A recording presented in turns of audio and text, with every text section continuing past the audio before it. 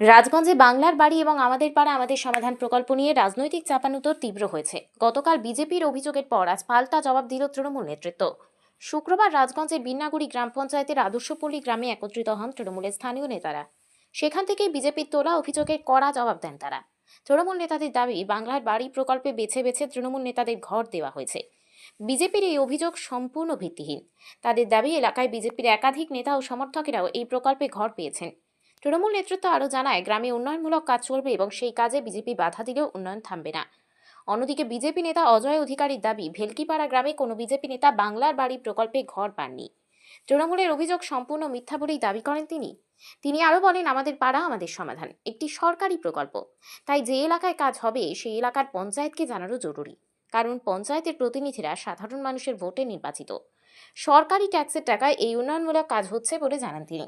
ফলে বাংলার বাড়ি ও আমাদের পাড়া আমাদের সমাধান প্রকল্পকে কেন্দ্র করে রাজগঞ্জে রাজনৈতিক তরজা আরও তীব্র হয়েছে। শুভবুদ্ধি উদয় হয়, কারণ এরা গুজরাটি নেতাদের দ্বারা এদের মুখস্থ ঢালাই হয়ে গেছে। এরা বুঝতে পারছে না কোনটা ঠিক আর কোনটা বেঠিক। হ্যাঁ, প্রথমে বলেছিল না আপনাদের যারা বাংলাদেশি হিন্দু ভাই বোন আছেন তাদের কোনো ভয় নেই, তাদের কোনো ভয় কিচ্ছু হবে না, পক্ষান্তরে দেখালো ওদের ভোটগুলো কেটে গেল। এখন উল্টাতে বলা শুরু করে দিয়েছে। বেছে বেছে তৃণমূল নেতাদেরই বাড়ি করা হয়েছে, এরকম এটা তো আপাদমস্তক মিথ্যা কথা বলেছি। আপনারা লিস্টটা দেখলে বুঝতে পারবেন। আমি নাম বলছি না, নাম বলার এই কারণে সম্ভব না। যখন আমি পঞ্চায়েত ছিলাম তখন আমি এদের ঘরগুলো দিয়েছি।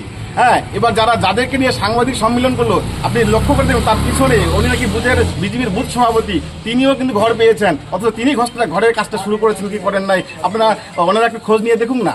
আর যারা যেটা বলছে তৃণমূলের বেছে বেছে নেতারা পেয়েছে, আমি নাম বললে বলতে পারি, কিন্তু নাম বলাটা আমি সৌজন্যতার খাতিরে আমি বলছি না। আপনারা তদন্ত করে দেখুন না, অর্ধেকের বেশি লোকই বিজেপি আর সিপিএম মিলে ঘরগুলো পেয়েছে। আর তৃণমূল করলে কি ঘর পাওয়া যাবে না? তৃণমূল কি ঘর পাওয়ার যোগ্য না? তৃণমূলের সন্নেতাই কি বড় লোক? তৃণমূল করলে ঘর নিলে কিছু মহাভারত? সেই যদি যোগ্যতা থাকে, আপনি জানেন 18 সালে ঘরের লিস্ট করা হয়, তারপরে একের পর এক সার্ভে করতে করতে যাদের নামে ঘরগুলো ছিল তারাই বিরক্ত হয়ে গেছে। তোর ঘর দিবে কি দিবে না, শুধু আজকে সার্ভে করে, কালকে সার্ভে করে, আজকে ডিএম অফিসের লোক, কালকে বিডিও অফিসের লোক, আজকে সেন্ট্রাল লোক, এভাবে করতে করতে ওরা বিরক্ত হয়ে গেছে। শেষমেশ মমতা ব্যানার্জি নিজের প্রকল্প আপনার পশ্চিমবঙ্গ সরকারের তহবিল থেকে 1,20,000 টাকা আমার বাড়ি প্রকল্পের মাধ্যমে এই যে আগে যে বেনিফিশিয়ারি গেছিল তাদেরকে টাকাগুলো দিলেন। সেখানে তো বিজেপির নেতারাই বেশিরভাগ পেয়েছে। আপনার তদন্ত করে দেখুন না। আমার যতগুলো, আমি 50টা লোকের নাম দিয়েছিলাম, আমি পঞ্চায়েতে হেরে যাওয়ার পরেই দেখলাম যে মাত্র 25টা লোকের নাম আছে। এই এতগুলো নাম কোথায় গেল? তারপরে আবার দেখলাম যারা বিডিও অফিসে গিয়ে কমপ্লেনও করেছে, আরে ভাই তোমার এরিয়ার কোন লোকটা বড় লোক আছে দেখো তো। যারা দিন আনে দিন খায়, একদিন কাজ না করে তাদের পেটে ভাত যায় না, তারা হয়তো বন্ধনের টাকা নিয়ে বা অন্য কোনো সংস্থা থেকে টাকা নিয়ে কোনোরকমভাবে অর্ধেকটা ঘর তৈরি করে রেখেছে। এই ইন্দিরা আবাসের ঘরটা পেলে তাদের সেই ঘরটা ফুল ফিল আপ হবে, তাতে তোমাদের আপত্তি থাকার কথা নয় তো। বিরোধী হতেই পারে। আপনি এখন পঞ্চায়েতে আছেন, আপনারা এখন ক্ষমতায় আছেন, আপনার ইচ্ছে করলে আপনাদের যারা গরিব আছে, আপনার হোক না সেই বিজেপি নেতা, সে বিজেপি নেতা বলে তাকে কি ভোটটা দিবেন না? সেই গরিব থাকলে সে পাওয়ার যোগ্য। ঠিক সেরকমই আমাদের তৃণমূল কংগ্রেসের কিছু কর্মী আছে, তারা গরিব, তারা পাওয়ার যোগ্য, তারা পেয়েছে, কিন্তু বেশিরভাগটাই পেয়েছে বিজেপি এবং সিপিএম মিলে। সাংবাদিক পদের লোক, তার মুখ দিয়ে এই কথাটা বলা আপনারা কতটা শোভনীয়? আপনারা মিডিয়ারা আছেন, সাধারণ জনগণ আছেন, জনগণই বিচার করবে। আমাদের তৃণমূল কংগ্রেস দল সবসময়ের জন্য সামঞ্জস্য নিয়ে কথা বলে, হ্যাঁ, সৌজন্যতা নিয়ে কথা বলে। আমরা এইরকম ধরনের উস্কানিমূলক কথাবার্তা এবং পেশি শক্তি প্রয়োগ করা এসব আমরা পছন্দ করি না। কি নাম? যুব প্রেসিডেন্ট, বিন্নাগুড়ি অঞ্চল। নমস্কার। তো গতকাল আমাদের 24 এবং 25 নম্বর পার্টে একটা সাংবাদিক সম্মেলন হয়েছিল। ওই সম্মেলনে আমাদের অ্যাকচুয়ালি মুখ্য উদ্দেশ্য ছিল, আমাদের সামনে যেহেতু বিধানসভা নির্বাচন, ওই নির্বাচন উপলক্ষে আমাদের যে ব্যানার পোস্টারিং এটা করার জন্যই আমরা মূলত প্রচারে আসার জন্য একটা সাংবাদিক সম্মেলন করছিলাম আমরা আমাদের বুথ থেকে। তো এটা করার ফলে আর কি যেটা দেখলাম, তো আজকে দেখলাম কিছুক্ষণ আগে একটা সাংবাদিক সম্মেলন, এখানে ওনারা নানা রকম প্রশ্ন করলো যে কালকে যেগুলো বিষয়বস্তু উঠছিল এগুলো বলে পুরোটাই ভুয়ো।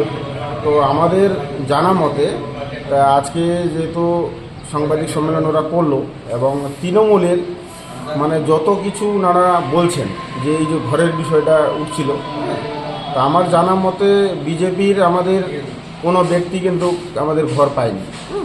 পরিষ্কার যেটা আমরা পরিষ্কার বলতে পারি যে আমাদের কোনো বুথ সভাপতি কিন্তু 24 এবং 25 নম্বরের বুথ সভাপতি কোনো ঘর কিন্তু পায়নি।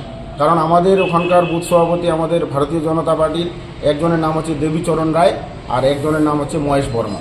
তো ওনাদের দেখতে বলবো যে এই দুইটা ব্যক্তির মধ্যে কে ঘর পেয়েছে।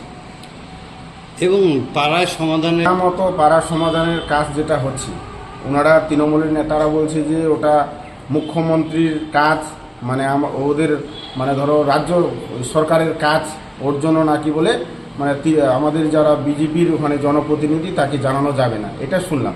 তো আমাদের মতে এটা তো ভারতবর্ষের সংবিধান বা আইন কানুনের মধ্যে নাই। তা আমরা যেটুকু জানি যে যেখানে যে প্রতিনিধি থাকবে, জনপ্রতিনিধি থাকবে, উনি কিন্তু ওখানকার ধরো মানুষের ভোটে কিন্তু উনি জনপ্রতিনিধি। তাহলে যেই সরকারই করুক তাহলে কিন্তু আমাদের মতে ওনাকে জানানো কিন্তু উচিত। এবং এটা দেখেন, আজকে ধরো আমাদের অঞ্চলে বলেন, ব্লকে বলেন বা জেলা পরিষদে বলেন, যে আমাদের 15 ফাইন্যান্সের নামে যে একটা ফাইন্যান্স আছে, এটা কিন্তু বছরে 2বার কিন্তু টাকা আমাদের কেন্দ্র সরকার কিন্তু 100% টাকা দেয়।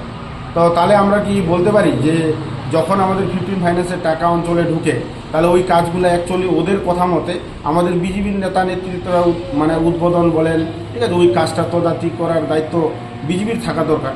কিন্তু তখন যখন ওনারা টাকা ঢুকে, যখন কাজগুলো করে, অ্যাকচুয়ালি দেখবেন ওনারাই গিয়ে উদ্বোধন করে। আর ওনাদের বেলায় যখন বাংলার এই যে আবাস যোজনা বলেন বা আজকে ধরো এই যে কী বলে পাড়ার সমাধানের কাজ বলেন, তো ওনারা আজকে ওনাদের সরকার করছে, মানে ওনাদের ওটা কিন্তু ব্যক্তিগত সম্পত্তি বা পৈতৃক সম্পত্তি দিয়ে ওনারা করায় না, ওটা রাজ্য সরকারের কাজ। প্রত্যেকটা আমাদের পশ্চিমবাংলার জনগণের ট্যাক্সের টাকায় কিন্তু আজকে উন্নয়নের কাজে কিন্তু কাজগুলো হচ্ছে। ওনাদের কিন্তু তৃণমূলের না কোনো ফান্ডের টাকা, না তৃণমূল সরকারের কোনো ব্যক্তিগত টাকা দিয়ে ওনারা কাজ করছে। এরকম বা যারা আমরা বিরোধী আসনে আছি, তারা যদি কোনো কাজ করতেও চায়, তাহলে এই যে তৃণমূল নামক যে সরকার যারা প্রতিনিধিত্ব করে, এরা কিন্তু মানে কাজ করতে দেয় না সঠিকভাবে। এবার যদি আমাদের 100%ও মানে কাজের টাকা কেন্দ্র থেকে আনা হয়, তাহলে কোনো না কোনো ছলে বলে ওই কাজটাকে কি করে আটকানো মানে যায়, এই ব্যবস্থাটাই কিন্তু তৃণমূল সরকারের মানে যারা জনপ্রতিনিধি তারা কিন্তু করে। আমার নাম অজয় অধিকারী, আমি রাজগঞ্জ মণ্ডল 1-এর জেনারেল সেক্রেটারি।